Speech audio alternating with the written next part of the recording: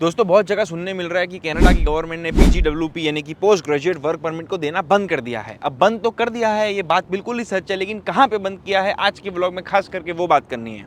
तो गवर्नमेंट ने flag polling के थ्रू अब आपको वर्क परमिट देना बंद कर दिया है। तो आज के वीडियो में खास करके वर्क परमिट यानी कि जो पीजीडब्ल्यूपी होता है, पोस्ट ग्रेजुएट वर्क परमिट, उससे रिलेटेड बात करनी है और मैं आपको बताऊंगा कि फ्लैग पोलिंग क्या होता है। अगर आपको नहीं पता है कि फ्लैग पोलिंग क्या होता है तो आज के टाइम में आपको ये बता दूंगा कि फ्लैग पोलिंग क्या होता है और क्या मेन रीजन है जिसकी वजह से गवर्नमेंट ने फ्लैग पोलिंग के थ्रू वर्क परमिट को इशू करना बंद कर दिया है। तो दोस्तों वर्क परमिट जब आप अप्लाई करते हो, अपना पीजीडब्ल्यूपी वर्क परमिट, जब आपका कॉलेज खत्म हो जाता है तो आपके पास उसको अप्लाई करने के लिए बहुत सारे ऑप्शंस होते हैं। जैसे कि आप ऑनलाइन भी अप्लाई कर सकते हो और आप उसको फ्लैग पोलिंग के थ्रू भी अप्लाई कर सकते हो। ऑनलाइन में तो बहुत सिंपल सा होता है, उनकी जो वेबसाइट होती है जीसी पोर्टल, जिसमें जीसी की का जो आपको लॉगिन आईडी पासवर्ड मिलता है जब आप इंडिया से अपना स्टडी परमिट अप्लाई करते हो या फिर आप डायरेक्टली यहाँ पे कनाडा का पीआर अप्लाई करते हो या कुछ भी करते हो, जीसी की एक हमारे पास पासवर्ड होता है, लॉगिन करते हैं हम और जीसी की के अंदर जाके हम हमारी फाइल लगाते हैं, पीआर लगाते हैं, वर्क परमिट का एक्सटेंशन अप्लाई करते हैं, वर्क परमिट अप्लाई करते हैं, स्टडी परमिट अप्लाई करते हैं, स्टडी परमिट का एक्सटेंशन अप्लाई करते हैं, विजिटर वीजा अप्लाई करते हैं, यानी कि सारी की सारी चीज़ें जीसी की में होती है जैसे कि आप लोग को पता है। लेकिन अब मान लीजिए अगर आपको वर्क परमिट चाहिए तो आप उसको फ्लैग पोलिंग के थ्रू भी ले सकते हो। अब फ्लैग पोलिंग के थ्रू कैसे होता है वो आपको मैं पूरा बताता हूं और लोग क्यों करते हैं फ्लैग पोलिंग के थ्रू वो भी मैं आपको बताता हूं। तो जब मैंने मेरा वर्क परमिट अप्लाई किया था तो उस टाइम पे वर्क परमिट का जो प्रोसेसिंग टाइम था वो था 5 से 6 महीना। यानी कि अगर कोई बच्चा जनवरी में वर्क परमिट अप्लाई कर रहा है तो उसको जो वर्क परमिट है वो मई या जून में आएगा।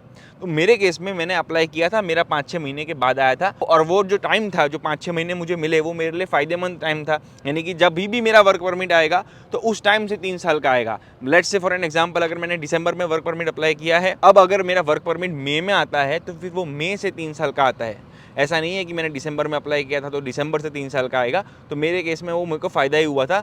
लेकिन जो मेरा एक फ्रेंड था उसको इंडिया में जाना था, तो अगर उसको इंडिया में जाना था तो उसको अपनी टीआरवी चाहिए थी, यानी कि टेम्पररी रेसिडेंट वीज़ा, जो विजिटर वीज़ा जिसको हम बोलते हैं, तो उसको वो विजिटर वीज़ा चाहिए था। अब विजिटर वीज़ा तभी मिलेगा जब उसका कोई स्टेटस होगा। तो उसने सोचा कि अगर मैं वर्क परमिट ऑनलाइन अप्लाई करूँगा, 5-6 महीने का प्रोसेसिंग टाइम है, तो मुझे बहुत ज़्यादा वेट करना पड़ेगा। तो वो लोग क्या करते हैं, फ्लैग पोलिंग करते हैं, वो राइट अवे कनाडा के बॉर्डर पे जाते हैं और फिर बॉर्डर पे वो लोग इस तरीके से होता है, लेट्स से कनाडा और यूएस का बॉर्डर है, ठीक है। आप गाड़ी लेके गए, चल के गए, बस में गए, पैदल गए, हवाई जहाज गए, कैसे भी गए, तो अब आप क्या करोगे, कनाडा से यूएसए जाओगे। अब आपके पास भले ही यूएसए का वीज़ा ना हो, आप यूएसए जा सकते हो। तो वहाँ पे वो लोग यूएस में जाते हैं, फिर यूएस में जब उनका जो पोर्ट ऑफ एंट्री होता है यूएसए का, तो वहाँ पे उनको वीज़ा, जो यूएस के वीज़ा ऑफिसर्स होते हैं, इमिग्रेशन ऑफिसर्स होते हैं, वो पूछते हैं कि भाई आप कहाँ जा रहे हो, आपके पास कौन सा स्टेटस है। तो वो लोग सिंपल सा बोलते हैं कि हम लोग फ्लैग पोलिंग करना चाहते हैं, हम वापस से मुड़ के कनाडा में आने वाले हैं। तो उन लोगों को यूएस वाले फिर एक पेपर देते हैं जिसके थ्रू वो लोग बताते हैं कि ठीक है, ये लड़का यूएस में नहीं जा रहा है, ये फ्लैग पोलिंग करने के लिए फिर से रिटर्न कनाडा मुड़ के आने वाला है। फिर वो लोग यू टर्न मारते हैं, कनाडा में आते हैं, फिर कनाडा में बोलते हैं इमिग्रेशन ऑफिसर्स को, जो कनाडा का जो वीज़ा ऑफिसर होता है, कि मैं यूएस से इसलिए आ रहा हूँ क्योंकि मैं कनाडा से अभी जस्ट यूएस से गया था और मुझे फ्लैग पोलिंग करनी है। तो फ्लैग पोलिंग में जो डॉक्यूमेंट्स आप ऑनलाइन अप्लाई करते हो, लेट्स से अगर आपको वर्क परमिट अप्लाई करना है तो हमारा जो कंप्लीशन लेटर होता है और जो भी हमारा पासपोर्ट, जो भी डॉक्यूमेंट्स होते हैं, वो सारे के सारे डॉक्यूमेंट्स फिर वो लोग वहाँ पे वीज़ा ऑफिसर को दिखाते हैं।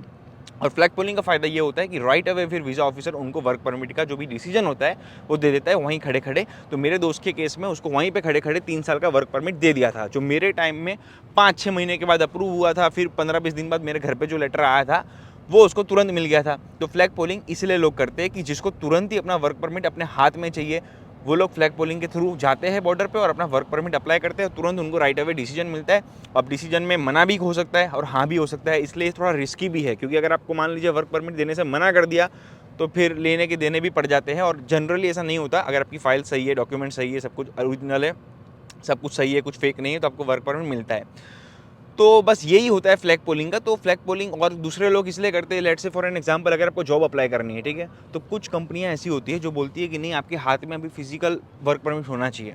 तो उस केस में लोग सोचते हैं कि मैं 5-6 महीने का जो प्रोसेसिंग टाइम है उसको बचाने के लिए, जॉब लगने के लिए फटाफट से फ्लैग पोलिंग करता हूँ, मुझे हाथ में वर्क परमिट मिल जाएगा और उसके बाद फिर मेरी जॉब चालू हो जाएगी। तो फ्लैग पोलिंग करना है कि नहीं करना है वो सबके अपने अपने डिसीजन होते हैं, सबके अपनी अपनी चॉइस होती है। लेकिन गवर्नमेंट ने फ्लैग पोलिंग को इस टाइम पे बंद इसीलिए कर दिया है क्योंकि गवर्नमेंट बोलती है कि फालतू का हमारा टाइम वेस्ट होता है, जो मतलब फॉर एन एग्जांपल अगर 10 लोग आते हैं तो 10 में से 2 लोग फ्लैग पोलिंग करने आते हैं। तो गवर्नमेंट ने फ्लैग पोलिंग को इसलिए बंद किया, गवर्नमेंट बोलती है कि यार जो बच्चे लोग यहाँ पे फ्लैग पोलिंग करने आते हैं हम उनको वर्क परमिट ऑनलाइन अगर दे रहे हैं तो यहाँ पे हमारे वीज़ा ऑफिसर का टाइम वेस्ट करने की कोई ज़रूरत नहीं है। और रही बात प्रोसेसिंग टाइम की कि जो अभी जो processing time as of now जब मैं ये वीडियो बना रहा हूँ तो 3 से 4 महीना है, मेरे टाइम में 5 से 6 महीना था, तो अभी भी ज़्यादा ही है। तो गवर्नमेंट बोलती है कि जो प्रोसेसिंग टाइम है जो अभी 3 से 4 महीना है, हम कुछ ना कुछ जुगाड़ करेंगे, कुछ नया सिस्टम ऐसा बनाएंगे जिसके थ्रू जो ये जो प्रोसेसिंग टाइम है इसको हम कम कर देंगे। क्योंकि मेनली किसी बच्चे को अगर PGWP फ्लैग पोलिंग के थ्रू चाहिए तो उसका बस यही रीज़न होता है कि PGWP फ्लैग पोलिंग में उसको इंस्टेंटली तुरंत फ़ौरन मिलता है, तो यही एक रीज़न है। तो गवर्नमेंट चाहती है कि जो प्रोसेस है उसको थोड़ा और फास्ट कर दिया जाए, तो फालतू में जो 10 में से 2 लोग आते हैं उस लाइन में लगते हैं वो ना लगे। क्योंकि आपको भी पता होगा बॉर्डर पे जो लोग आते हैं जनरली वो बॉर्डर क्रॉस कर रहे होते हैं, या तो US जा रहे होते हैं या कनाडा जा रहे होते हैं, कुछ ना कुछ काम होता है, बड़ा तगड़ा काम होता है, तो ही कोई बॉर्डर क्रॉस करता है। घूमने जाना है, फिरने जाना है, पढ़ाई करने जाना है, जॉब पे जाना है। लेकिन ये क्या बात हुई कि कनाडा से गए US से फिर मुड़ के वापस से कनाडा में आ गए, क्यों? क्योंकि फ्लैग पोलिंग करनी थी। तो इसमें मतलब एंड यूज़र जो स्टूडेंट है उसका भी टाइम वेस्ट हो रहा है कि अपने पैसे वैसे लगा के बॉर्डर पर जा रहा है जॉब से छुट्टी लेके, और वीज़ा ऑफिसर का भी टाइम वेस्ट हो रहा है क्योंकि ये सारी की सारी चीज़ ऑनलाइन हो सकती है।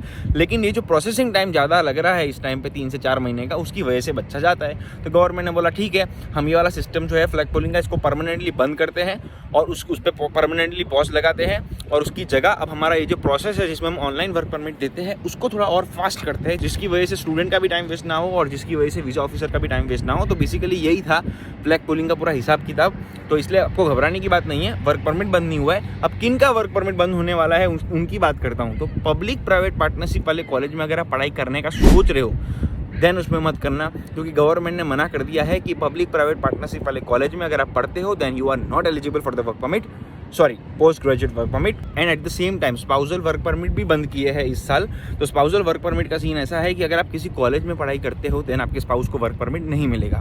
लेकिन अगर आप मास्टर्स करते हो, PhD करते हो, कोई हाई प्रोफाइल भारी कोर्स करते हो यूनिवर्सिटी में, then your spouse is still eligible to get the work permit. But हाँ, जो जनरल कोर्स है, marketing management, supply chain management, PG diploma, UG diploma, advance diploma, वो सारे के सारे केस में स्पाउसल वर्क परमिट जो होता है वो भी नहीं मिलेगा। एंड इसके अलावा वर्क परमिट से रिलेटेड एक और बात है कि इस टाइम में कनाडा की गवर्नमेंट पूछ रही है प्रोविंस को, DLIs को, कॉलेजेस को कि भाई ये जो हमारा वर्क परमिट है जो हम 2 साल की पढ़ाई में 3 साल का देते हैं, क्या उसका ड्यूरेशन घटा के उसको 1 साल कर देना चाहिए, और फिर बच्चे के पास अगर जॉब होगी, जॉब ऑफर होगा, उसके बेस पे उसको वर्क परमिट को एक्सटेंड करके देना चाहिए, या फिर इस 3 साल के वर्क परमिट को हमको 5 साल का कर देना चाहिए। कहीं कहीं ऐसी भी बातें सुनने मिल रही है।